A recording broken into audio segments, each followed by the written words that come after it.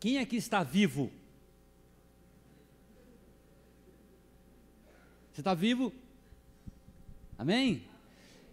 Você tem a vida de Deus na sua vida? Bill Bright fala assim, olha, Deus não quer que você viva a vida cristã, Ele quer vivê-la através de você. Então quando Jesus vive através de nós, meus irmãos, é só entusiasmo, só alegria, força, coragem, poder no Espírito Santo, amém? Essa igreja aqui é uma igreja fervorosa, no Espírito, amém? Acho que já compartilhei com vocês, eu tenho um amigo lá nos Estados Unidos, né, um brasileiro, e ele, na época do Jimmy Swaggart, né, ele gostava de pregar como Jimmy Swaggart, e gostava de impostar bem a voz, e eu me lembro que ele foi pregar numa das nossas igrejas lá em Minas, e ele, impostando a voz, ele disse assim, eu estive nos Estados Unidos, e fui em várias igrejas, com templos suntuosos, vitrais coloridos, bancos acolchoados, e aqueles irmãos se confraternizam com festivais de chás, sorvetes e galinhas fritas, mas aqueles crentes estão mais frios do que o sorvete, mais sem gosto do que o chá, e mais mortos que a galinha frita. Mas não é esse caso aqui hoje não, amém? Não é esse caso aqui hoje, porque nós temos a vida de Deus em nós. Deus está neste lugar, o Espírito de Deus se move aqui nesse lugar, amém?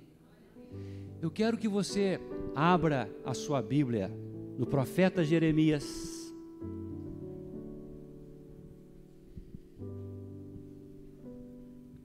no capítulo 29,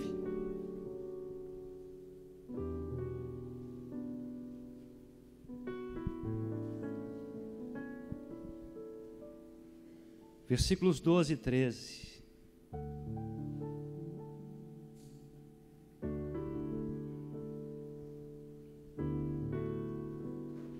Jeremias 29, 12 e 13.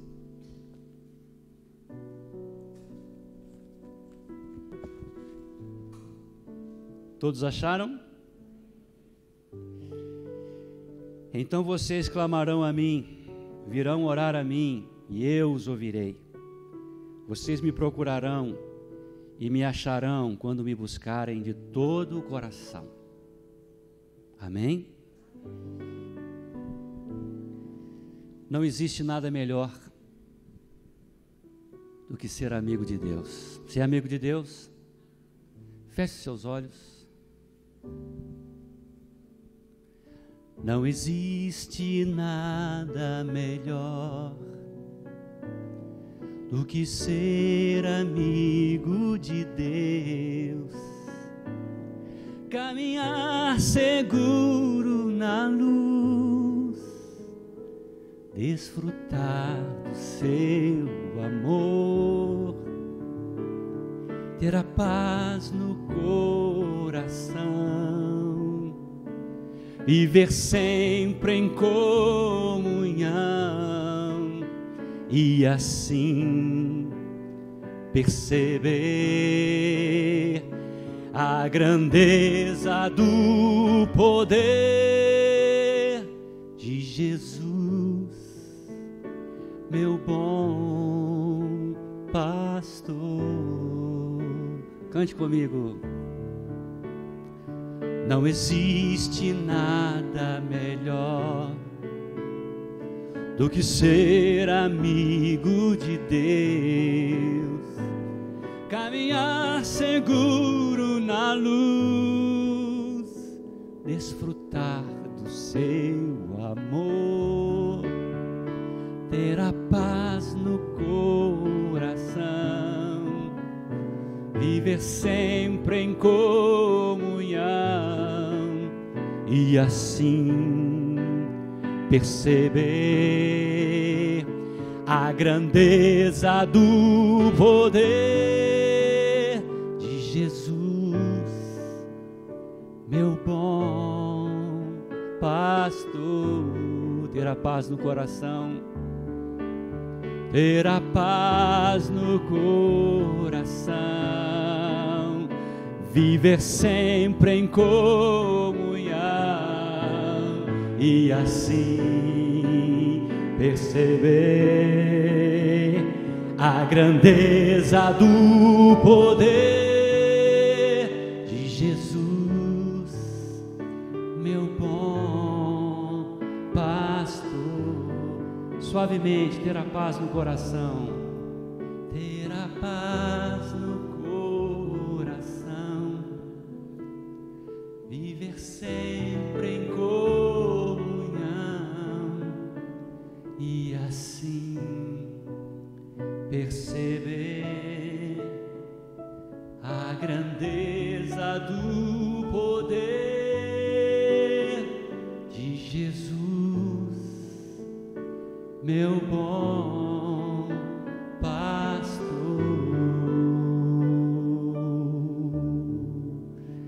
De Jesus, meu bom pastor. De Jesus, meu bom pastor.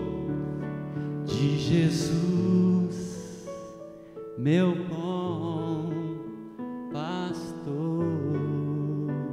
Jesus é meu bom pastor. Jesus é meu bom pastor. Glória a Deus. Glória a Deus. Glória a Deus. Estar na presença dEle é estar no melhor lugar do mundo.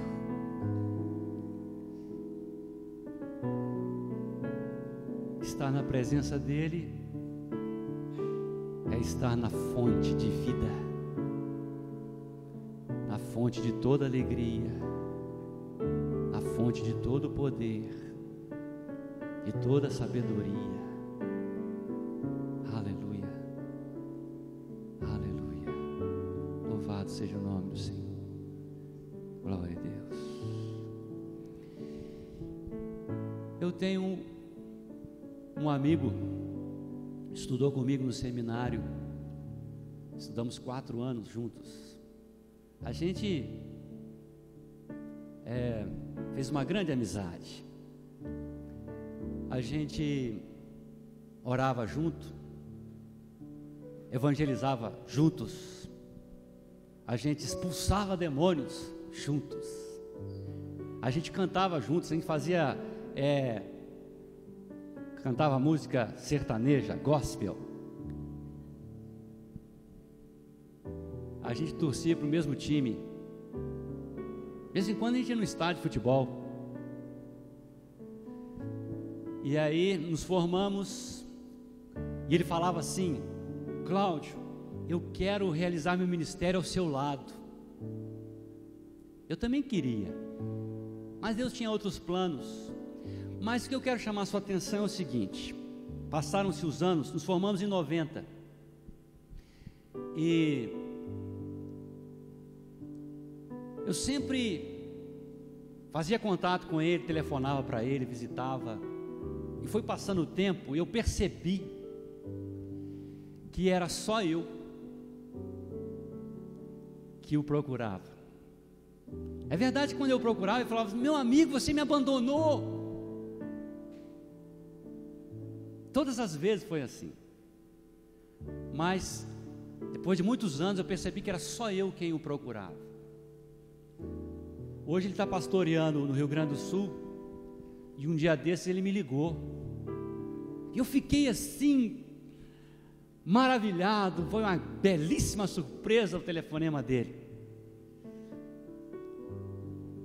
Umas 2, 3 palavras. E aí ele disse assim: eu estou fazendo uma campanha aqui na igreja para comprar algumas cadeiras e eu gostaria que você me ajudasse.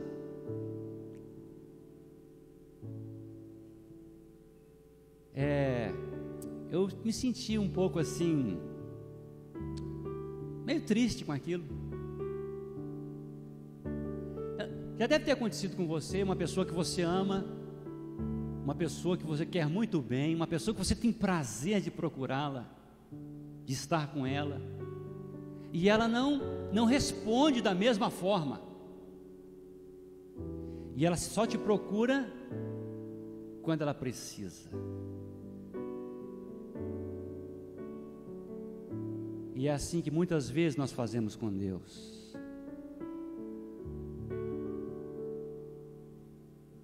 Não tem ninguém que ame mais a você do que Ele.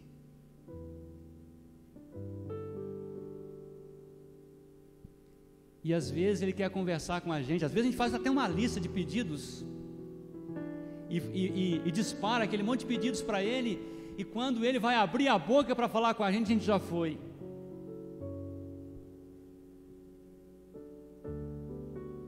Muitas vezes nós não o valorizamos como Ele deve ser valorizado. Deus é o nosso maior tesouro. Amém? Uma certa época do ministério de Jesus Cristo, seus discípulos resolveram abandoná-lo. Muitos discípulos foram embora. E Jesus Cristo, olhando para os 12, perguntou para eles: vocês também não querem me deixar? Pedro imediatamente disse: para quem iremos? Só tu tens as palavras de vida.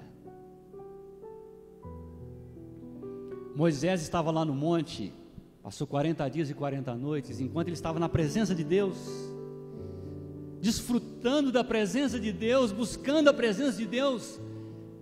Os israelitas estavam lá embaixo, construíram um bezerro de ouro e começaram a adorá-lo. Deus ficou triste, Deus ficou irado, e Deus falou com Moisés assim: Moisés, depois de Moisés ter intercedido pelo povo, Deus falou com Moisés: olha, eu não posso ir no meio de vocês, porque esse povo é um povo rebelde, de dura cerviz. Eu não posso andar no meio de vocês. Eu vou fazer o seguinte: eu vou enviar o meu anjo para ir com vocês. Se fosse alguns crentes, iam falar: oh, glória a Deus, aleluia, anjo, anjo, anjo. Mas o Moisés falou assim: se a tua presença não for com a gente, não faça a gente sair daqui. Em outras palavras, nada me interessa mais que a tua presença. Tem algumas pessoas que fazem uns questionamentos assim, principalmente quando você vai falar sobre escatologia, né, doutrina das últimas coisas. Tem muitas pessoas que têm já umas perguntas prontas assim: quando eu chegar lá no céu, eu vou conhecer as pessoas? Aí ele começa a fazer algumas teorias, criar umas teorias. A gente não pode conhecer porque se de repente eu chegar lá e perceber que minha mãe não está lá, então eu vou ficar muito triste.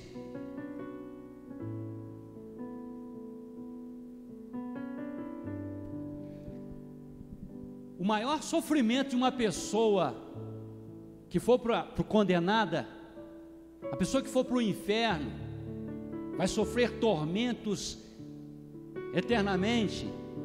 O maior sofrimento dessa pessoa vai ser ela saber que ela está para sempre banida da presença de Deus, porque o homem foi criado para viver em comunhão com Deus. O homem foi criado para viver na presença de Deus. Nós damos muito valor a muitas coisas, mas Deus é o nosso maior tesouro, meus irmãos. Alguém já disse que o mais importante é sempre o mais importante. O mais importante é sempre o mais importante. O problema é quando a gente dá muita importância àquilo que não tem tanta importância assim.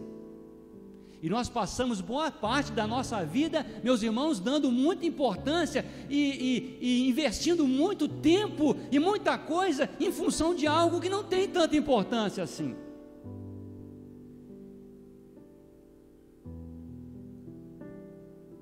Quase toda vez que eu venho aqui, eu mexo com Corinthians, né?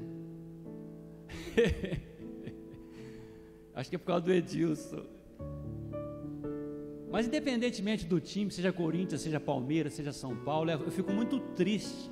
Por exemplo, quando um time desses vai disputar o campeonato mundial, né, de clubes, e aí as pessoas na televisão ficam maravilhadas, a loucura que ele faz pelo time dele, fica endividado para poder viajar. E muitas vezes uma pessoa assim, quando se converte, se de repente o pastor ou o dirigente for fazer um apelo, por exemplo, para ajudar, vamos levantar uma oferta para a gente ajudar um missionário e tal, aí a gente não se esforça tanto, a gente dá uma notinha qualquer, uma moedinha qualquer, porque muitas vezes é assim que nós encaramos o nosso Deus, é esse o valor que Ele tem para a gente.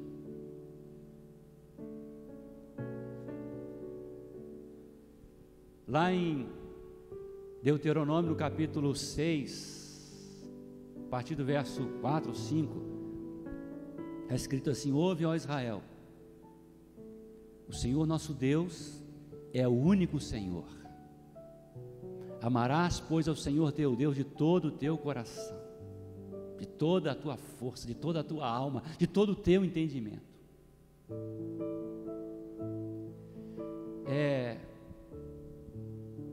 Deus precisa ocupar o primeiro lugar na nossa vida, amém? Olha, o meu tesouro sempre vai me impulsionar. Diga assim: o meu tesouro sempre vai me impulsionar. Jesus Cristo disse assim: onde estiver o seu tesouro, ali estará o quê? O seu coração. Lá em Mateus 6,21, onde estiver o seu tesouro, ali estará o seu coração. Então, o seu tesouro, aquilo que você considera como tesouro, vai estar sempre te impulsionando. Você vai viver em função desse tesouro, aquilo que você mais valoriza, é por ele que você vai se sacrificar, é por ele que você vai se empenhar. Mas nós dizemos: Deus, sem o Senhor eu não sou nada. Nós dizemos: Senhor, eu te amo mais que tudo nessa vida. Senhor, Tu és o meu maior tesouro, mas na prática nós estamos interessados em outras coisas. Infelizmente, boa parte da nossa vida, Deus não ocupa o lugar que é devido no nosso coração. Nós não nos prostramos diante de ídolos, nós não nos prostramos diante de imagens, mas nós temos altares a outros deuses aqui dentro do nosso coração.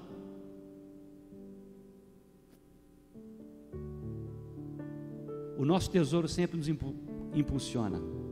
Agora veja bem, algumas pessoas confundem Deus com um banco,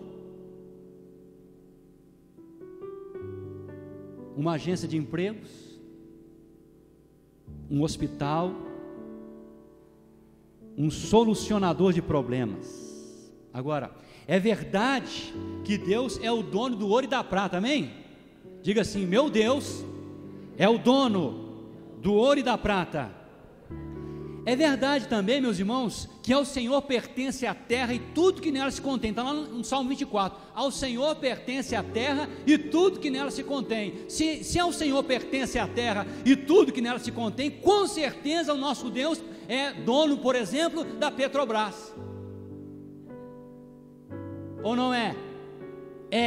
Ele é o dono do Banco do Brasil, Ele é o dono da Caixa Econômica Federal, Ele é o dono dos Correios.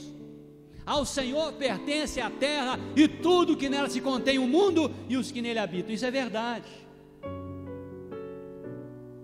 É verdade que Deus é o médico dos médicos, você crê nisso? E Ele é o Senhor que te sara.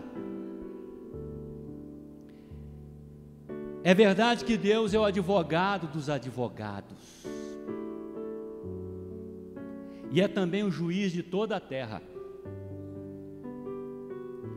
Porém, preste atenção nisso, acima de tudo isso, Deus é uma pessoa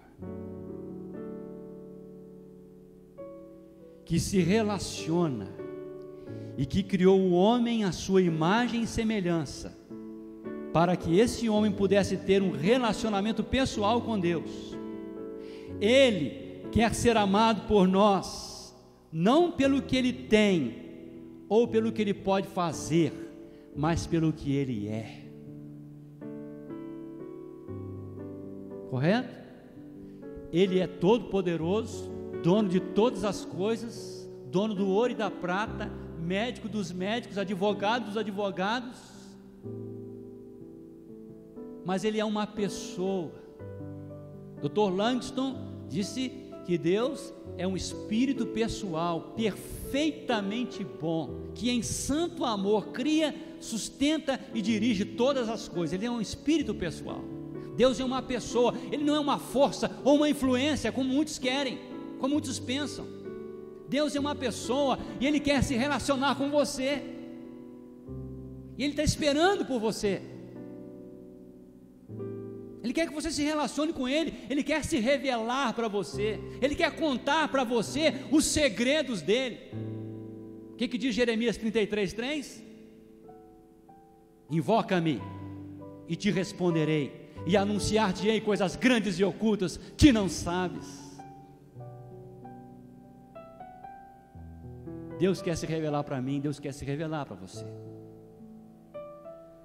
Então, mas infelizmente, a gente às vezes está numa cultura do evangelho mundial e brasileiro especialmente, uma cultura que é passada para a gente, da gente buscar a Deus pelas coisas que Deus tem ou pode fazer por nós. Mas quando a gente cresce, quando a gente amadurece espiritualmente, a gente sabe que a gente não pode viver sem Ele, independente do que vai acontecer com a gente. Como diz aquele hino lá do cantor, não sei o que de mal ou bem é reservado a mim. E diz ainda, mas eu sei em quem tenho crido. Eu sei em quem tenho crido, eu conheço a Deus. Você conhece a Deus?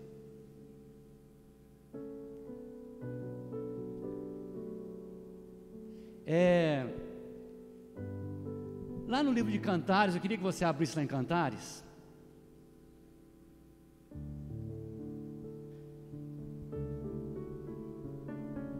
É um livro de poesias, livro do esposo e da esposa, mas nós podemos também interpretar como livro da igreja e do Senhor Jesus. Cantares 5,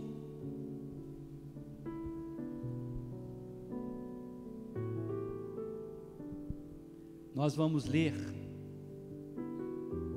do verso 2 ao verso 10. Aí bem pertinho de Isaías, antes de Isaías.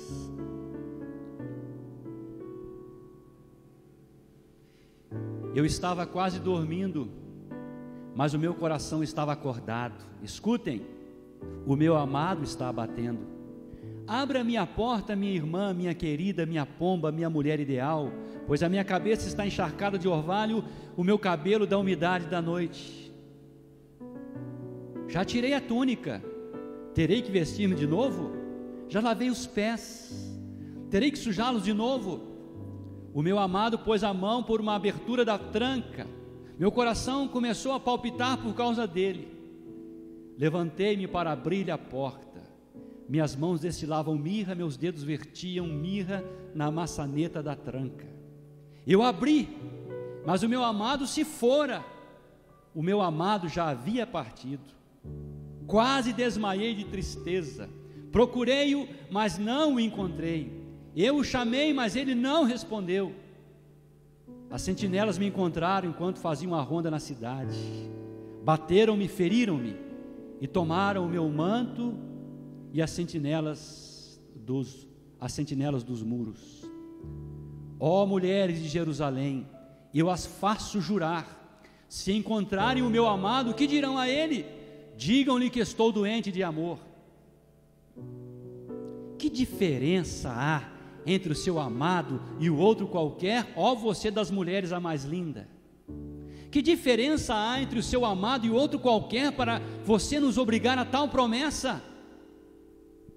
O meu amado tem a pele bronzeada, ele se destaca entre os 10.000.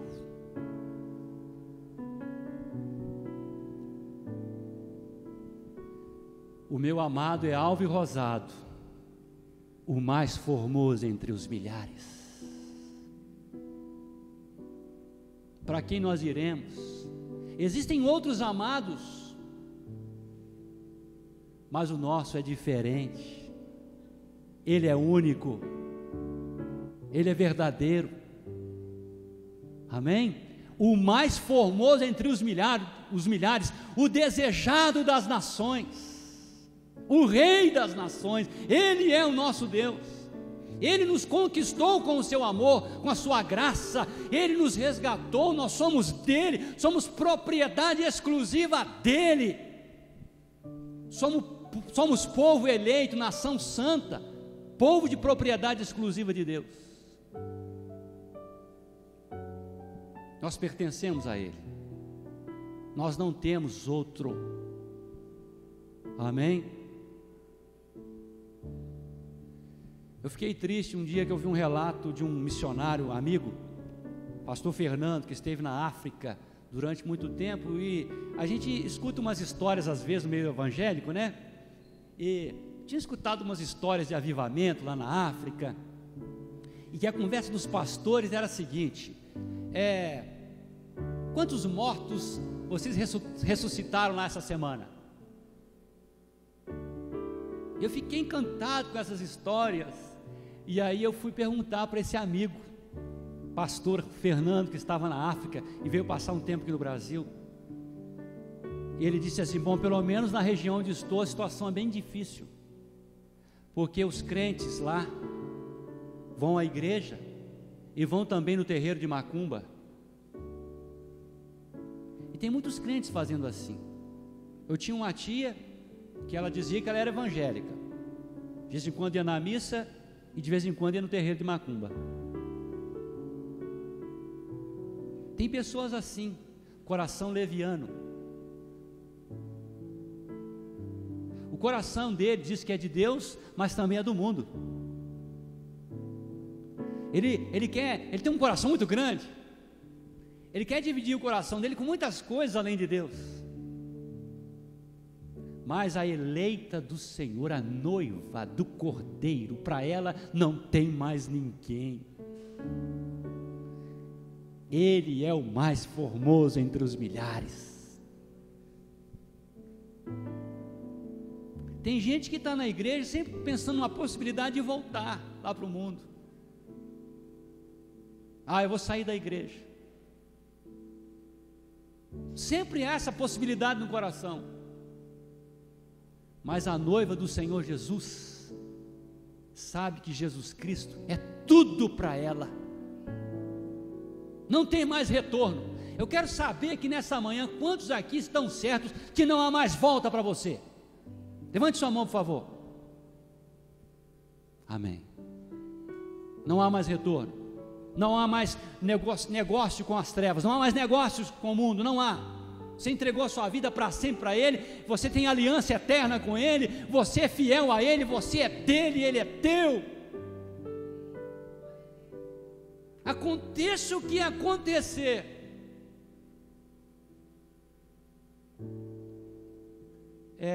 eu já contei lá na igreja, aqui na igreja, que eu conheci uma jovem, ela tinha 27 anos, e ela estava esperando, dizia ela que estava esperando o amado da alma dela, né? Aí ela disse assim para mim: eu estou dando um tempo para Deus. Se Deus não me der um homem cheio do Espírito Santo, eu vou buscar lá fora. E ela foi, e até hoje não voltou.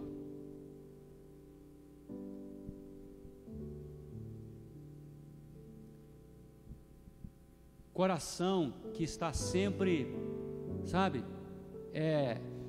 ocupado com outros valores, outros tesouros. O meu tesouro me impulsiona. Amém? Irmãos, nos dias do profeta Jeremias, o povo de Deus estava afastado de Deus e já não orava. O povo de Deus nos dias do profeta Jeremias, meus irmãos, estava numa queda violenta, queda moral, queda espiritual. Nos dias do profeta Jeremias, as mulheres um dia chegaram para o Jeremias e falou assim: bom era o tempo que a gente fazia bolos à rainha dos céus.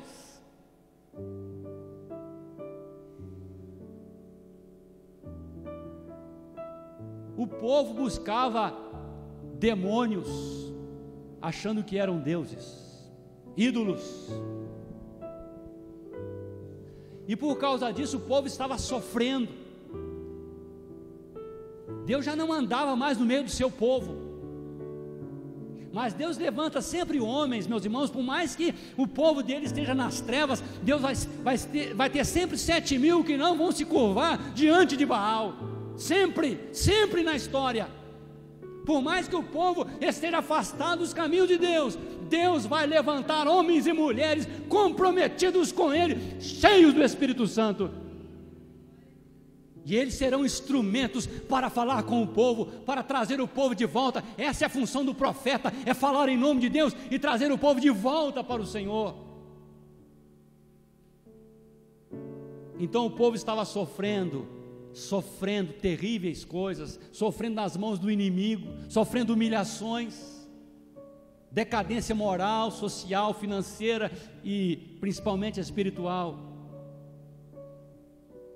E aí o profeta Jeremias, então usado por Deus, fala conosco essa palavra maravilhosa que é o tema desse encontro, desse retiro. Então vocês vão orar a mim, então vocês vão me procurar, e vocês vão me achar quando vocês me procurarem de todo o seu coração. De todo o seu coração.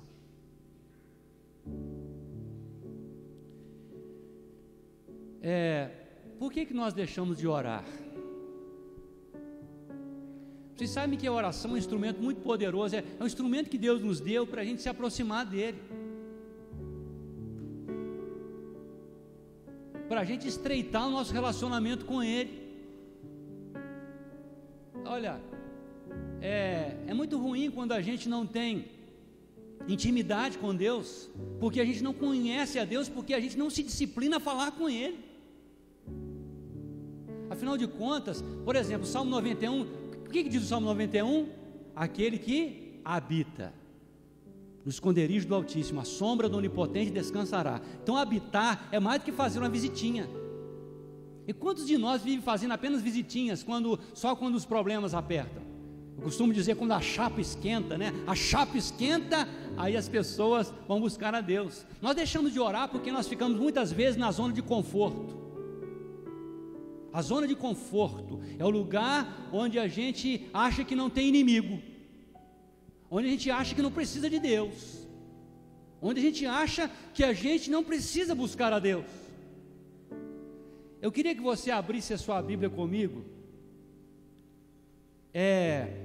lá no 2 Samuel, no capítulo 11.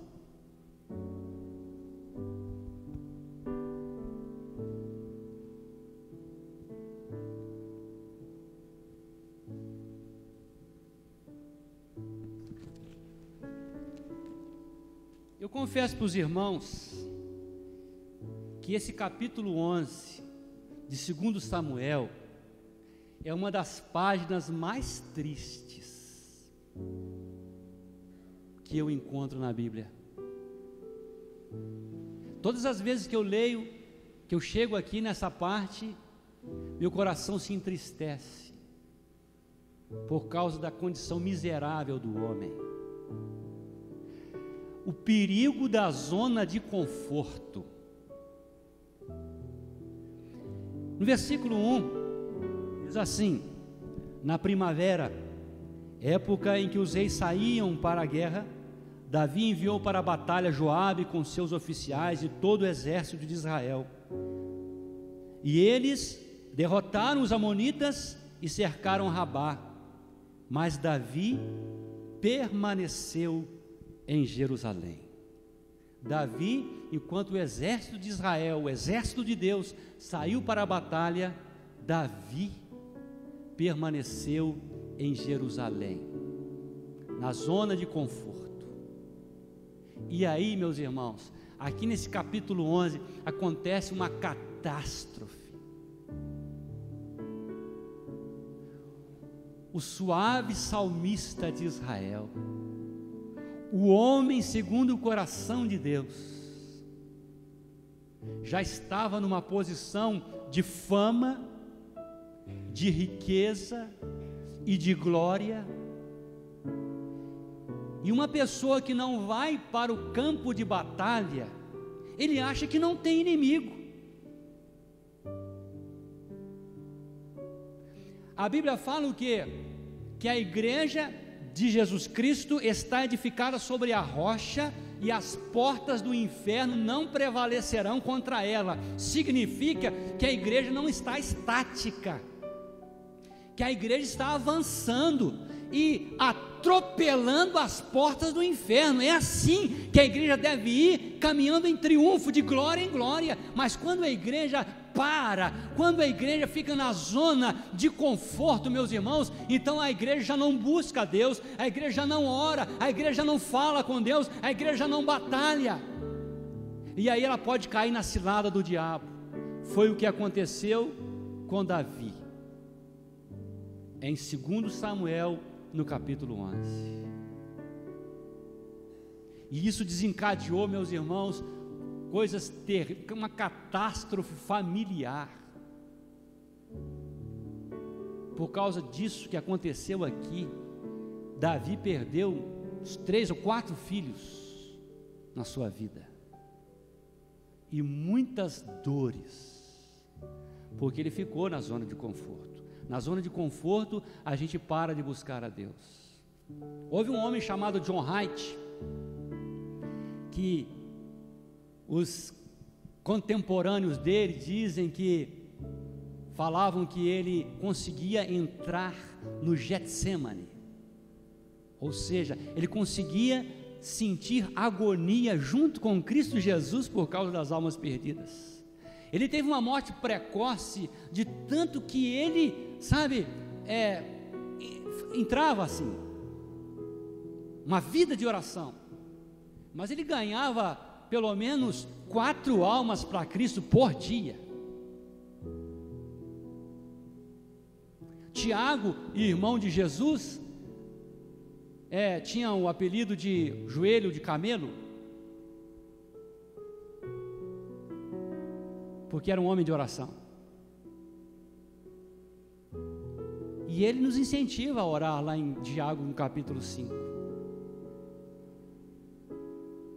A gente precisa, meus irmãos, ter prazer na presença de Deus. A gente não pode ficar buscando a Deus só quando a gente precisa, não, porque senão, rapidamente a gente entra na zona de conforto, porque quando a gente não precisar mais, a gente vai parar de orar, ou então vai fazer aquelas orações assim, muito superficiais. Às vezes a gente nem sabe o que falar com Deus. Se de repente, é muito triste, por exemplo, se a gente for tirar aqui 1 hora de oração, vamos ter 1 hora de oração aqui, 1 hora de oração, todo mundo falando com Deus, e de repente, daí a 5 minutos, você percebe que tem uns 4, 5 já olhando para você, porque já não tem mais assunto com Deus. Não é assim que acontece quando a gente não conhece uma pessoa? A gente não tem assunto.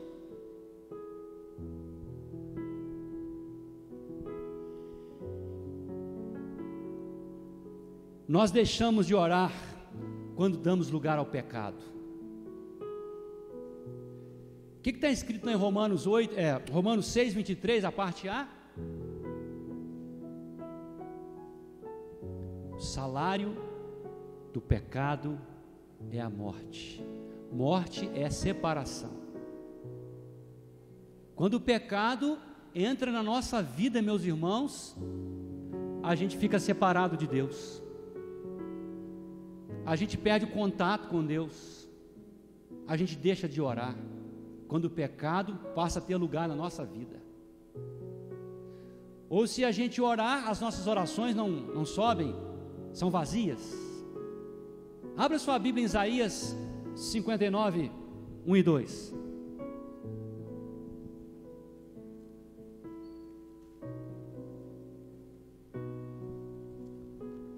Isaías 59,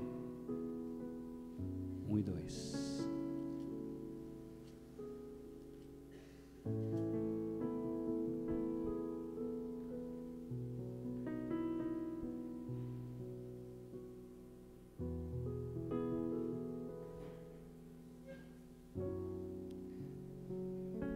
A mão do Senhor não está estendida para que não possa salvar, nem surdo o seu ouvido para não poder ouvir. Mas os vossos pecados fazem separação entre vós e o vosso Deus, e as vossas iniquidades encobrem o seu rosto de vós para que vos não ouça. O pecado nos afasta de Deus. E é muito ruim quando a gente se acostuma com o pecado. Crente não pode se acostumar com o pecado. Não pode. O crente não pode chegar à conclusão: todo mundo faz isso. Não pode. Isso é normal, isso faz parte da idade.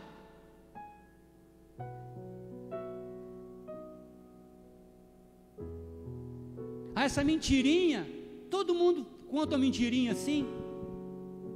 O pecado, meus irmãos, não, a gente tem que ter nojo do pecado. Dizia John Wesley, né, vou colocar o pai dos metodistas: Senhor, dá-me 10 homens que nada temam senão a Deus, que nada busquem senão almas perdidas, e que nada odeiem senão o pecado, e eu colocarei esse mundo em chamas. E na época dele, John Wesley, Carlos Wesley, eles colocaram o mundo em chamas, e os metodistas foram espalhados pelo mundo. Consagração, oração. Dizem que os cultos domésticos lá na casa de John Wesley tinha mais de 100 pessoas no culto doméstico, só no culto doméstico. Mas os nossos pecados nos separam de Deus e nos esfriam. Deus quer uma igreja fervorosa, amém? Deus quer uma igreja que ande no Espírito e anule as obras da carne. Deus quer uma igreja santa. Deus quer uma igreja pura. Deus quer uma igreja que tem prazer em orar.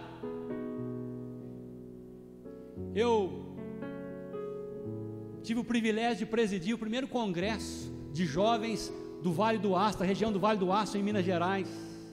E naquele congresso, as reuniões estavam marcadas para 7h30 da noite. 7 horas, o auditório estava lotado. O pessoal do louvor ainda não tinha chegado, e o pessoal queria cantar, eles iam cantando. E, gente, para terminar aquelas reuniões era difícil, e quando terminavam as reuniões, o pessoal ia para os corredores chorando, e rapidinho, vamos orar aqui, e começavam a orar.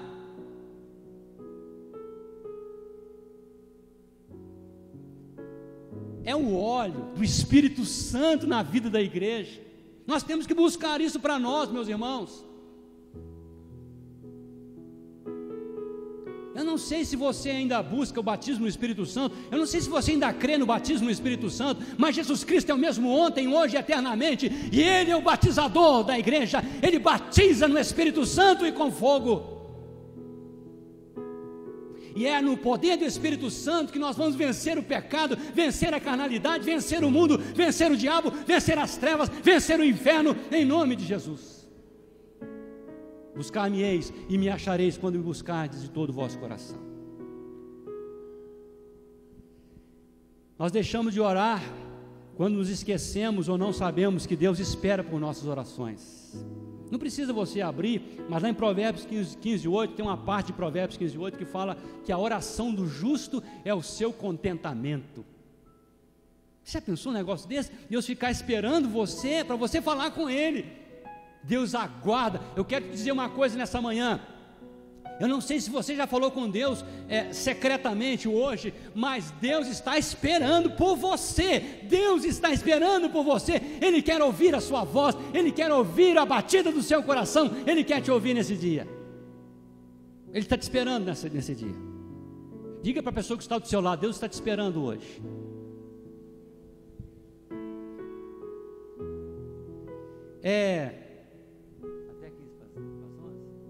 Eu tenho 3 minutos. Eu quero que você abra a sua Bíblia em 2 Crônicas, capítulo 15.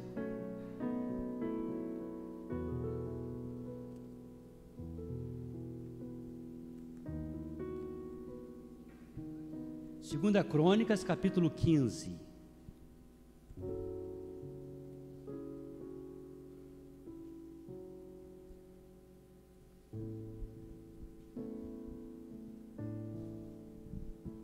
Versículo 1.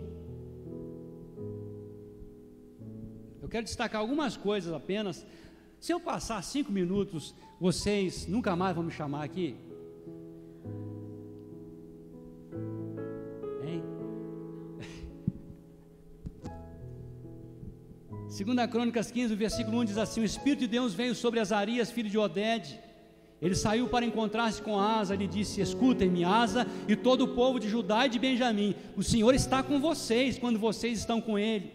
Se o buscarem, Ele deixará que o encontrem, mas se o abandonarem, Ele os abandonará. Durante muito tempo, Israel esteve sem o verdadeiro Deus, sem sacerdote para ensiná-lo e sem a lei, mas em sua angústia, eles se voltaram para o Senhor, o Deus de Israel, buscaram-no e Ele deixou que o encontrassem. Amém? Glória a Deus, aleluia. Eu quero ler ainda aqui também em 2 Crônicas, no capítulo 15, versículo 14. Fizeram esse juramento ao Senhor em alta voz, bradando ao som de cornetas e trombetas. Todo o povo de Judá alegrou-se com o juramento, pois o havia feito de todo o coração. Eles buscaram a Deus com a melhor disposição. Ele deixou que o encontrassem e lhes concedeu paz em suas fronteiras. E ainda o versículo 18: Ele trouxe para o templo de Deus a prata, o ouro e os utensílios que ele e seu pai haviam consagrado. Depois de Davi como rei, veio Salomão. Salomão encontrou-se com Deus pelo menos 2 vezes na sua vida. E Salomão foi um homem famoso, rico, poderoso, mas quando ele já estava velho, ele se deixou seduzir pelas mulheres. E por causa das mulheres na vida dele, ele construiu templos a deuses pagãos. E por causa disso, Deus haveria de partir o reino de Israel. E o que aconteceu nos dias de Roboão, seu filho? Seu filho servia a Deus assim, parcialmente.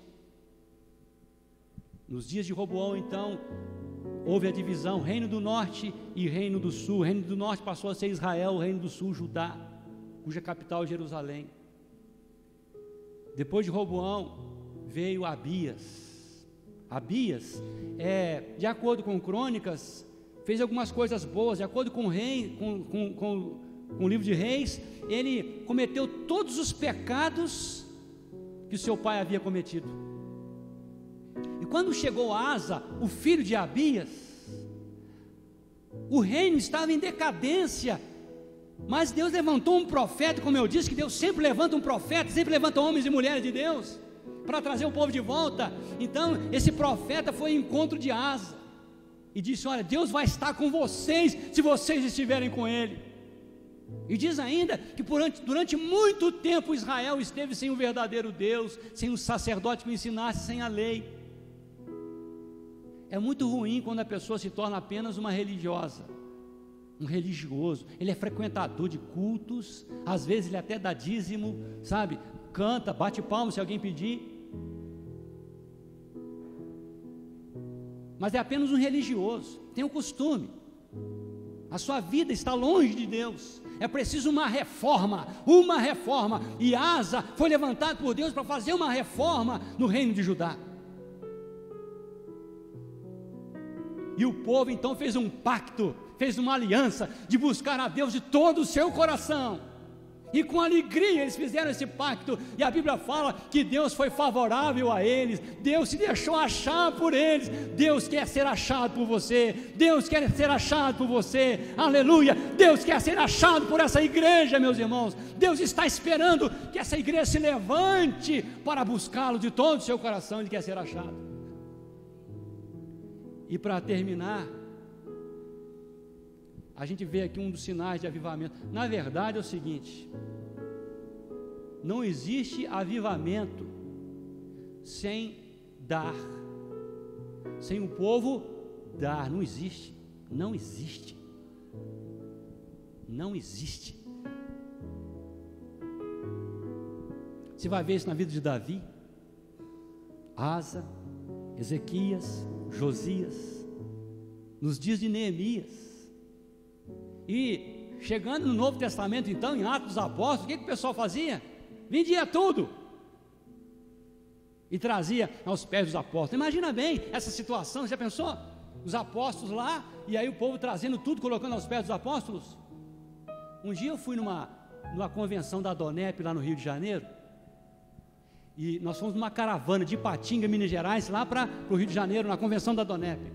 E nós ficamos tão impactados lá com a ação de Deus, meus irmãos, que a gente voltou no ônibus com tanta alegria, e a gente cantava, e a gente orava, e a gente louvava a Deus. E de repente, alguém teve uma brilhante ideia: vamos tirar uma oferta aqui.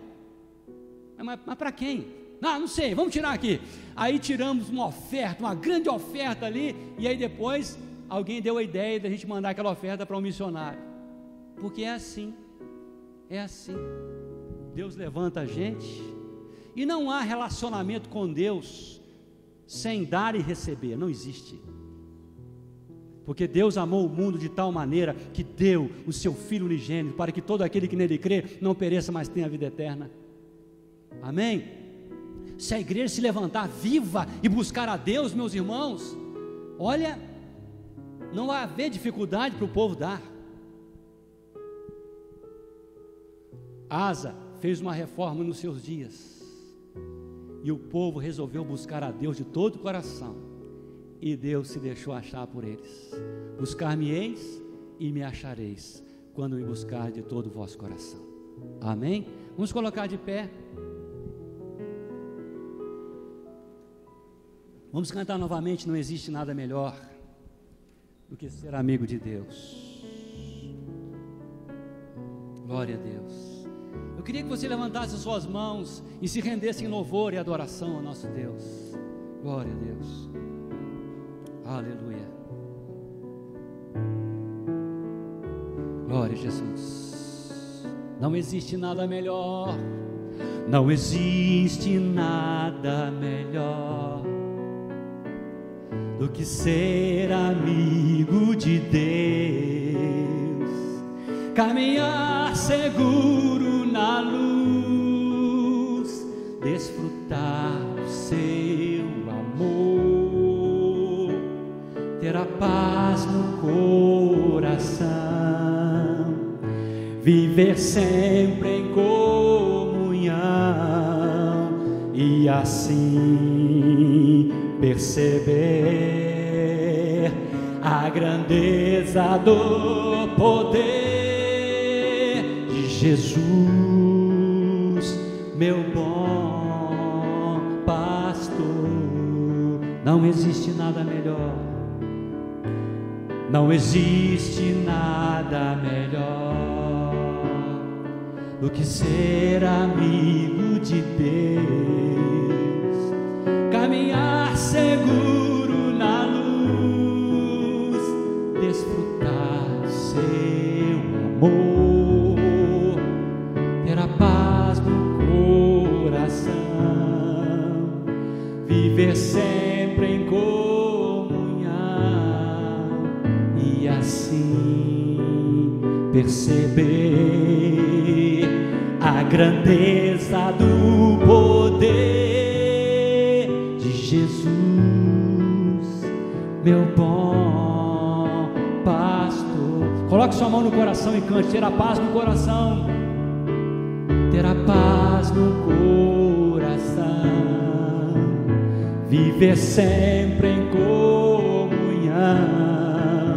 e assim perceber a grandeza do poder de Jesus, meu bom pastor.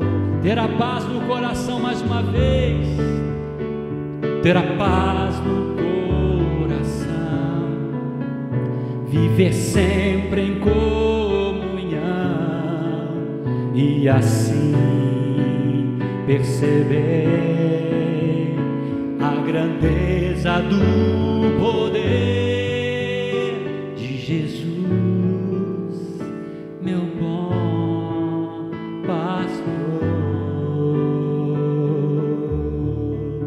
de Jesus, meu bom pastor, de Jesus, meu bom pastor, de Jesus, meu bom pastor. Aplauda o Senhor, exalte o nome dEle, glorifique o nome dEle. Aleluia, aleluia, aleluia, aleluia. Glória a Deus, glória a Deus, glória a Deus. Ora barashem radasaya mikalabarás. Aleluia. Louvado seja teu nome, Jesus. Louvado seja teu nome, Jesus. O Senhor é o nosso maior tesouro, ó Deus. O Senhor é o nosso maior tesouro, ó Deus. Aleluia.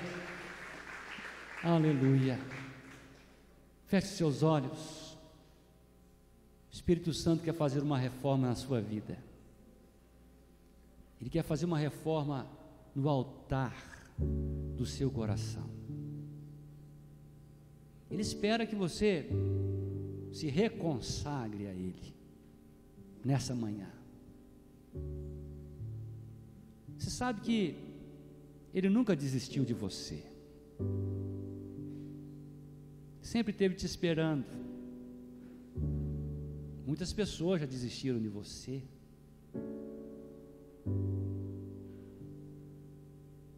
Muitas pessoas não acreditam mais em você por causa das suas atitudes.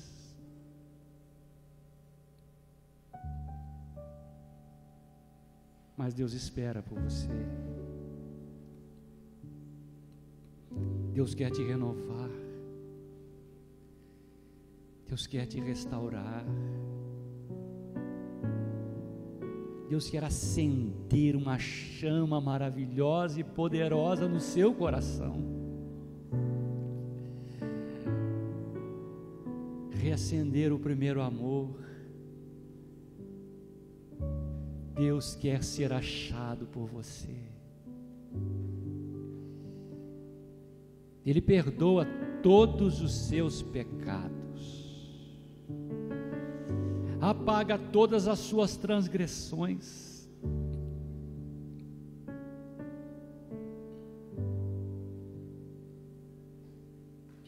Ele torna você limpo, o seu coração limpo. E ainda que o inimigo tente te intimidar, te acusar, o inimigo já foi derrotado pelo sangue de Jesus. Deus acredita em você. Ele não desistiu dos seus planos na tua vida. Não está nada acabado, não está nada perdido. Hoje é dia de recomeço. Recomeço na presença dEle. O Espírito de Deus está fazendo uma obra linda agora na sua vida. Urabarashera marasai andakalamassá. Iramario suredanderi galabaria suros. Foreshera macradasire bendere calamas. Há uma chama sendo acesa. Aleluia. Aleluia. Se o diabo destrói, Deus é poderoso para reconstruir. Se o pecado e o diabo trazem a maldição, o Deus em cuja presença nós estamos, Ele é especialista em transformar maldição em bênção. Onde há trevas nesse lugar, o Espírito de Deus está se movendo e Deus está dizendo: haja luz.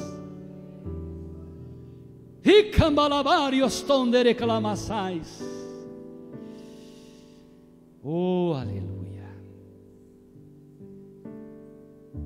Você crê? Se você crê, nunca mais você será o mesmo. Glória a Deus. Te louvamos, ó Deus, por esta manhã, pela Tua presença e pela Tua palavra. Te louvamos, ó Deus, porque o Senhor está aqui agindo na nossa vida, está restaurando as nossas vidas, e o Senhor tem se deixado encontrar por nós nessa manhã. Muito obrigado, muito obrigado, muito obrigado, muito obrigado. Nós te amamos, a nossa vida é do Senhor.